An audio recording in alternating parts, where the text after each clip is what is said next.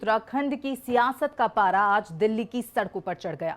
मतदाता सूची में कथित गड़बड़ी का मामला सीधे चुनाव आयोग के दफ्तर तक पहुंचा, जहां उत्तराखंड कांग्रेस के दिग्गज जमीन पर बैठ गए। मुलाकात का वक्त नहीं मिला तो गेट पर ही मोर्चा खुल गया। वहीं देखिए हमारी एक खास रिपोर्ट।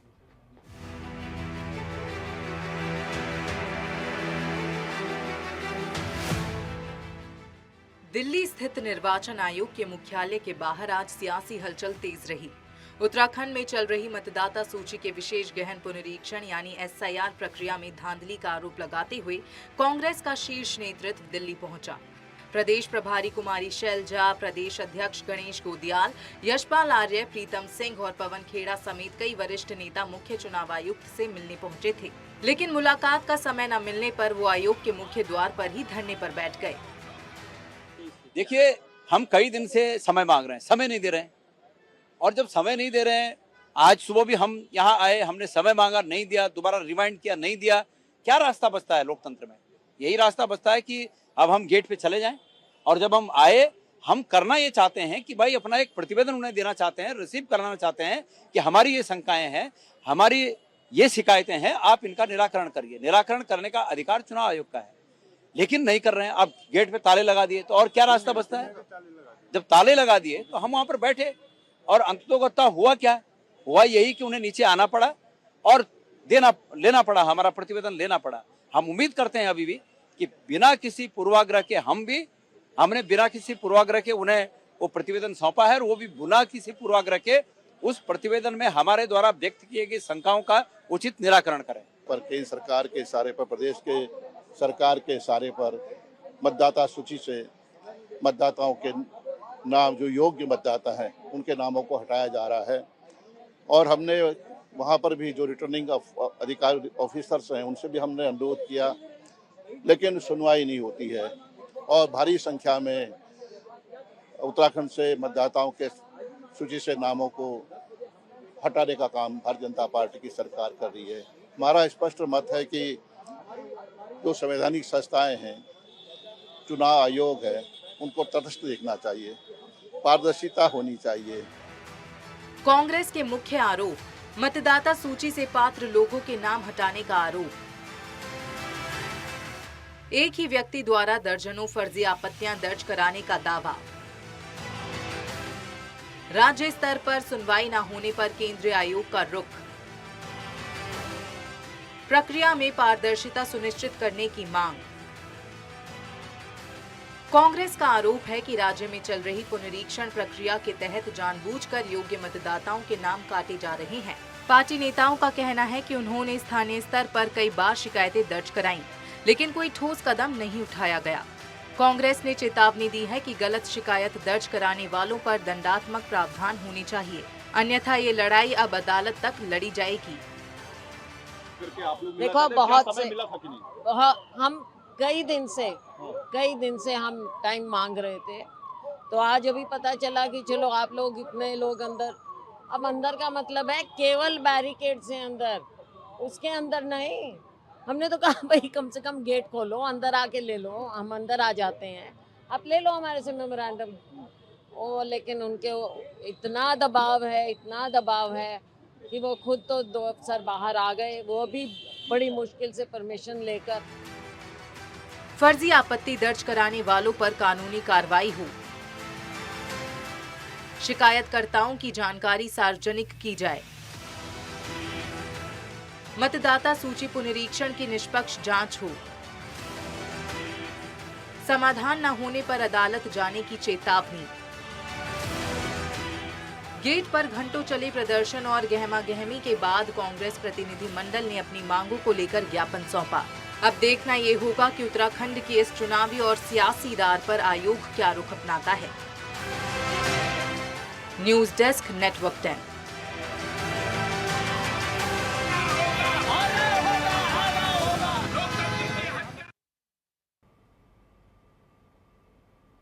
और इस खबर पर ज्यादा जानकारी के साथ हमारे सहयोगी उपेंद्र सिंह राणा हमारे साथ जुड़ चुके हैं। तो उपेंद्र, देखिए, अगर हम बात करें तो उत्तराखंड में एसआईआर में जो कथित गड़बड़ियां हैं उसका ये जो पूरा मामला है वो राष्ट्रीय राजधानी तक पहुंच चुका है, क्योंकि खुद उत्तराखंड कांग्रेस के डेलीगेशन ने चुनाव आयोग के दफ्तर के बाहर जो है धरना प्रदर्शन किया है। क्या कुछ जानकारी? देखिए, एसआईआर को लेकर लगातार जो कांग्रेस है वो सवाल उठा रही है और उससे पहले कई बार वो उत्तराखंड में भी चुनाव आयोग से उन्होंने मुलाकात की थी। मुलाकात के दौरान उन्होंने साफ कहा कि एसआईआर में जो है कई सारी गड़बड़ियां जो है वो हो रही है और उनका ये भी मानना था कि द्वेष की भावना से पात्र और जो योग्य मतदाता हैं उनके नाम जो है वो काटे जा रहे हैं। और उससे पहले जिस तरीके से जो पुनरीक्षण अभियान जिस तरीके से जो चल रहा है, जो पहले चरण का समाप्त हो चुका है और पहले चरण में अभी 8 लाख से ज़्यादा वोटरों के नाम जिस तरीके से लिस्ट हटा दिए गए हैं और 19 लाख से ज़्यादा आपत्तियां जो है वो लगाई गई है, उसको लेकर भी उनका ये सवाल था कि जो 8 लाख जो वोटर कटे हैं उनमें जो है कितने कई ऐसे वोटर हैं जिनका जो यहाँ पर अभी जीवित हैं, यहाँ पर रह रहे हैं और उसके बावजूद भी उनके नाम जो है लिस्ट से गायब हैं, उसको लेकर भी उन्होंने सवाल उठाया था। साथ ही साथ जिस तरीके से जो आपत्तियां आई हैं, आपत्तियों में कई सारी गड़बड़ियां ये भी है कि कई लोगों के जिस तरीके से लिस्ट में नाम है उनके इपिक नंबर अलग, नाम अलग, जो पहचान है वो अलग, ये तमाम सारी खामियां जो है एसआईआर में जो है वो देखने को मिल रही है और इसको लेकर उन्होंने सवाल भी उठाया। नेटवर्क ने भी इस चीज़ को लेकर जिस तरीके से खबर भी की थी कि एसआईआर में गड़बड़ी को लेकर जो है कई सारे लोगों कांग्रेस तो सवाल उठा ही रही है, लेकिन कुछ लोगों का जिस तरीके से इपिक नंबर परिवार के सदस्यों के साथ तो जुड़ा हुआ है लेकिन परिवार के मुखिया का नाम जो है लिस्ट से गायब है। यानी कि साफ तौर पर यह देखा जा सकता है कि कुछ तो गड़बड़ियां एसआईआर में हुई है। दूसरा, जिस तरीके से आज कांग्रेस दिल्ली में गई और दिल्ली निर्वाचन आयोग में वो आज निर्वाचन अधिकारी से जो है वो मिलना चाह रहे थे, लेकिन वहां पर भी उनको जो है वो समय नहीं दिया गया और जिसके बाद वो दिल्ली निर्वाचन आयोग के बाहर जो है वो धरने पर बैठे। कांग्रेस की प्रदेश प्रभारी हो, कांग्रेस के जो प्रदेश अध्यक्ष है गणेश गोदियाल, तमाम यशपाल आर्य, तमाम कांग्रेस के वरिष्ठ जो नेता हैं वो वहां पर प्रदर्शन करते हुए दिखाई दिए। हालांकि अब ये कहा जा रहा है कि अब उत्तराखंड में ही देहरादून में उनको जो है वो समय निर्वाचन आयोग जो है देंगे और वहां पर जो है वो निर्वाचन आयोग से फिर से मुलाकात जो है करेंगे। लगभग 3 बार की मुलाकात जो है निर्वाचन आयोग की कांग्रेस की उत्तराखंड में हो चुकी है।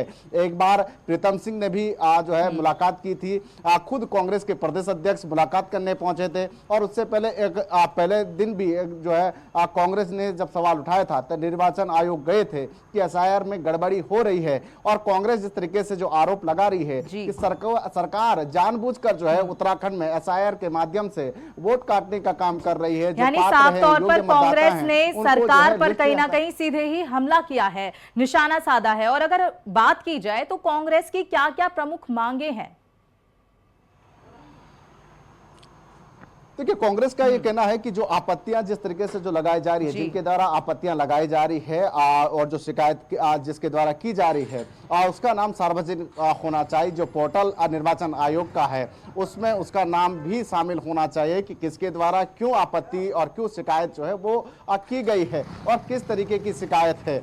और साथ ही जिस तरीके से जो नाम काटे जा रहे हैं उनसे जिस तरीके से जो फॉर्म 6 भरे जा रहे हैं वो किस आधार पर फॉर्म 6 जो है वो भरा जा रहा है। जिनके नाम काटे गए हैं उनकी पूरी लिस्ट जो है वो सार्वजनिक होनी चाहिए कि किस कारण से उनका जो है नाम काटा गया है। जो 8 लाख वोटर अभी तक काटे गए हैं उनके क्या क्या कारण रहे हैं उनको भी सार्वजनिक जो है वो होना चाहिए, ताकि लोगों को पता लग सके कि आखिर किस कारण जो है वोटरों के नाम जो है वो मतदाता सूची से हटाए जा रहे हैं। और इस तरीके की खामियां एसआईआर में जो है वो देखने को मिल रही है। 8 लाख लोगों के नाम काट दिए गए हैं। दूसरे चरण का एसआईआर जो है वो चल रहा है, सितंबर माह में वो पूरा हो जाएगा। इसमें अब ये देखना होगा कि अभी कितने नाम जो है इसमें शामिल होते हैं जिनके नाम जो है वो काटे जाते हैं। और जो खामियां 19 लाख जो आपत्तियां जिस तरीके से जो आई थी, जिनको नोटिस जारी किया गया था निर्वाचन आयोग की ओर से, उसके बाद कितने लोगों ने जो है नए तरीके से नए सिरे से जो है फॉर्म भरा, फॉर्म 6 जिन्होंने भरना था कि फॉर्म 6 के जरिए जो है उनको फिर से जो है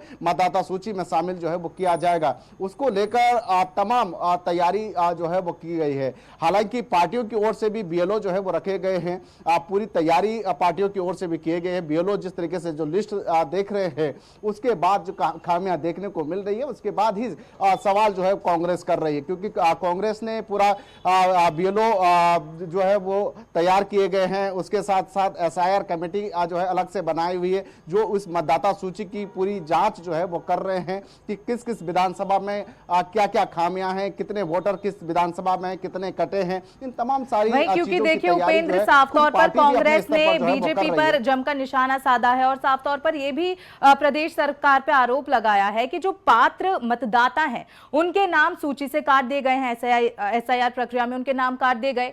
तो अगर ये जो पूरा मुद्दा है, अगर इस पूरे मुद्दे की बात करें तो इसका कितना जो असर है वो आने वाले चुनावों पर पड़ सकता है? साफ तौर पर जो है आने वाले आगामी चुनाव में इसका असर जो है वो देखने को मिल सकता है। जिस तरीके से जो नाम काटे गए हैं, जो आपत्तियां जिस तरीके से लगाई गई है, और शुरुआत से जब से एसआईआर की प्रक्रिया शुरू हुई है, कांग्रेस के प्रदेश अध्यक्ष गणेश गोंदियाल ने इसको लेकर पहले भी सवाल उठाए थे कि द्वेष की भावना से कांग्रेस के जो वोटर्स हैं उनके जानबूझकर जो है वो नाम काटे गए जा रहे हैं। जो योग्य मतदाता हैं, जो पात्र मतदाता हैं, उनके नाम जो है लिस्ट से गायब हैं। कई ऐसे लिस्ट जो है जिस तरीके से निर्वाचन आयोग को जिस तरीके से दिए, खुद हमने भी जो है निर्वाचन आयोग से इसको लेकर जब सवाल किया था कि जो है इस तरीके की खामियां एसआईआर में आ रही है कि परिवार के कई सदस्यों के नाम शामिल है, लेकिन घर के मुखिया का नाम जो है लिस्ट से गायब है।